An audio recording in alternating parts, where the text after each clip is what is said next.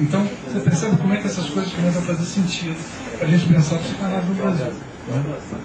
Muito bem. No Brasil, então, a gente vai pensar, então esse tipo de pesquisa é uma pesquisa genuinamente brasileira, né, que é isso que eu estou fazendo, porque eu sou brasileiro e muito comprometido com a questão da cultura popular brasileira, com a cultura brasileira, né, em todos os sentidos. A gente vai ver formações culturais que já estão desenvolvendo isso. Por exemplo, nós temos aqui no Brasil um futebol que tem a cara brasileira, já tem uma identidade brasileira. A gente vê um time de futebol, o Roberto da Mata fala que o futebol, o carnaval, né, eu diria até a música brasileira, dão, essa questão que você falou da música, né, dão mais ou menos uma cara cultural ao Brasil.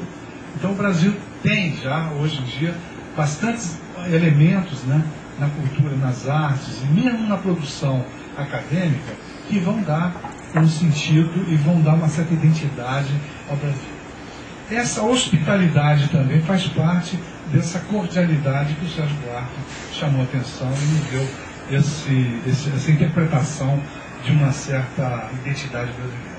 Então a psicanálise do Brasil vai ter que lidar com esses elementos característicos da cultura brasileira. Né? Muito bem.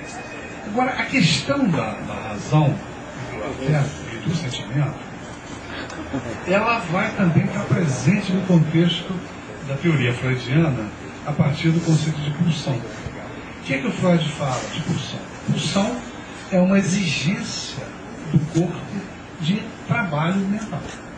Então, a pulsão ela vai se caracterizar. Foi a primeira teoria no mundo que tentou aproximar corpo e alma. Tanto que o Freud não falava em mente. Mente é uma tradução inglesa. O Freud falava em Seele, que é, no alemão, uma tradução rigorosa é alma. O Freud falava em alma, corpo e alma. E a gente pode falar aqui corpo e alma. No corpo, dizia o Freud, estão as fontes pulsionais, tá?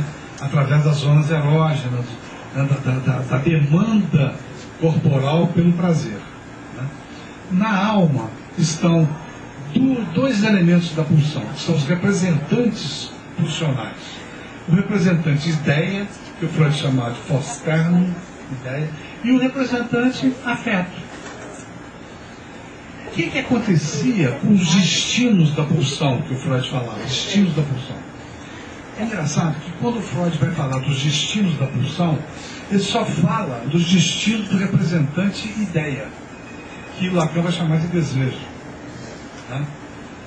Então, esse destino, o Freud fala lá, ele pode ter uma reversão ao seu oposto, ele pode retornar no sentido do próprio ego do indivíduo, ele pode sofrer recalcamento e pode sofrer sublimação. Essa questão do recalcamento é fundamental para separar, nesse contexto freudiano, a representante ideia do representante afeto. O afeto não sofre recalcamento. O afeto ele vai ter outros destinos. Pode ser transformado em sintoma, como na histeria de conversão. Ele vai ser deslocado, vai ter um deslocamento do afeto, como acontece nas neuroses obsessivas, e vai ser uma troca de afeto, como acontece na melancolia e na neurose de angústia.